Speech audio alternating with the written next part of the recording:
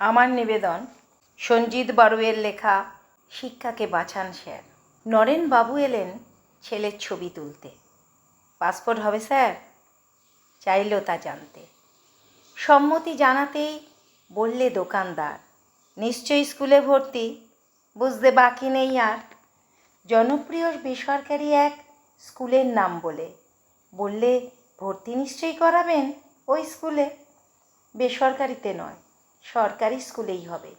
মাস্টারমশাই, আপনি সত্যি কৃপণ, তবে সরকারি স্কুলে চাকরি অনেক মাইনে পান, তবু কেন সন্তানেরে সরকারিতে পড়াতে চান? কোনো রকমে সংসার দোকানদারিতে চলে, তবু মেয়েকে করালাম ভর্তি বেসরকারি স্কুলে। বেসরকারিতে পড়ানোর চাহিদা কেন এত? বিশিষ্ট শিক্ষকের সেথা অভাব রয়েছে কত। সরকারি স্কুল শিক্ষক যারা আমার পরিচিত, সরকারিতে সন্তানেরই তারাই পাঠান না তো।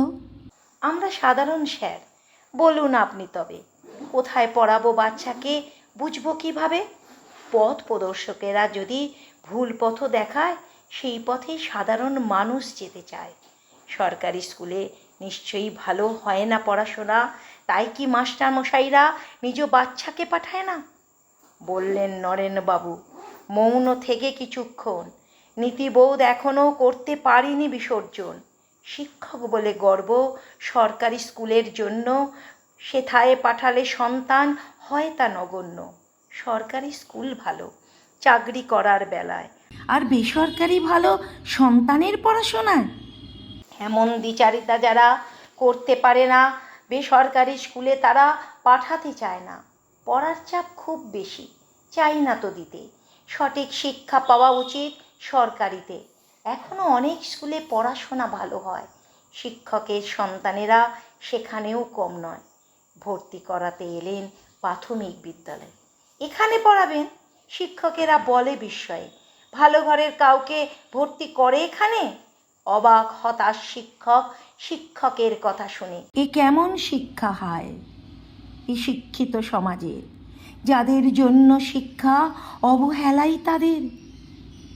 হতদরিদ্রের ঘরেও যাতে শিক্ষা পৌঁছে যায়, তাই তো এত আয়োজন অবৈতনিক শিক্ষায়। যুগে যুগে এমন ধারা জানি না কেন যায় বয়ে, বঞ্চিতকেই বঞ্চনা যেতে হয় শুধু সয়ে। সরকারি বিদ্যালয়ের নির্বাচিত শিক্ষকেরা সকলে জানেন তারা পাঠদানে সর্বসেরা। শিক্ষার্থীর অভাবে তবে বন্ধ বিদ্যালয় কেন? থাকতে পারে ত্রুটি শিক্ষানীতিতে কোনো? আন্দোলন নেই কেন সে নীতি বদলাতে? তবে দায়ী শিক্ষকও সরকারের সাথে। বেসরকারি স্কুল যদি বাড়তে থাকে এভাবে, এদেশের উন্নয়ন হতে পারে না কোনোভাবে। ধীরে ধীরে কমতে থাকবে সরকারি বিদ্যালয়, শিক্ষা হবে মহার্ঘ, গরিবের জন্য তা নয়। গরিবের শিক্ষা সেদিন নেওয়া হবে কেড়ে, এর দায়ভার স্যার থাকবেন কিভাবে ছেড়ে? করছেন স্যার সহায়তা বেসরকারিকরণে, হয় নাকি অনুতাপ তবু অন্তঃকরণে? ভাবুন আপনার স্কুল বেসরকারি হলে চাকরি করবেন তো তখন সেই স্কুলে? তখন পারবেন তো সেই উপার্জন দিয়ে ভর্তি করাতে সন্তানকে প্রাইভেট স্কুলে গিয়ে? তখন সামিল হবেন করতে আন্দোলন, ফিরুক সরকারি স্কুল, বন্ধ বেসরকারিকরণ। না পড়ালেও স্যারদের যদি মাইনে বাড়ে, বিবেকহীন শিক্ষক তবে নাও পড়াতে পারে। দেখে না পরিদর্শক পড়াশোনা কেমন চলে, চলে শুধু অবহেলা, শুধু সরকারি বলে।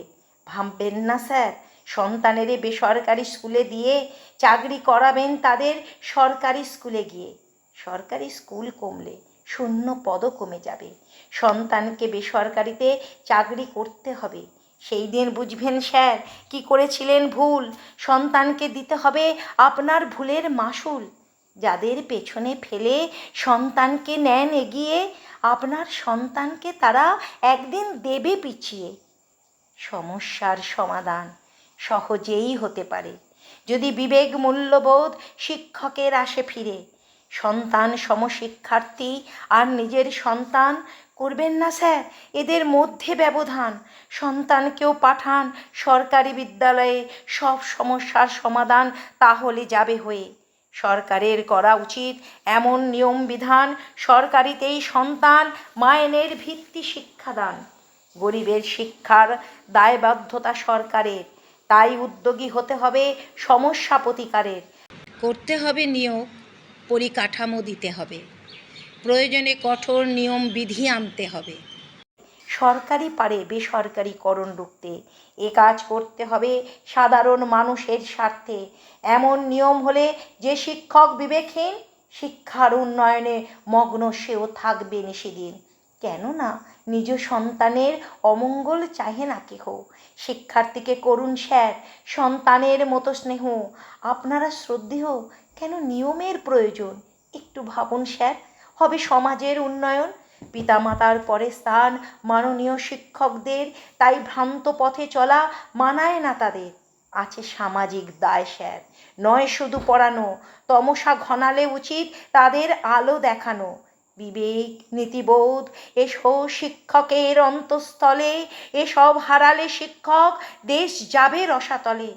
তাই বিনীত অনুরোধ, শিক্ষাকে বাঁচান স্যার, শিক্ষায় সুদিন এনে করুন সমাজের সংস্কার। নমস্কার।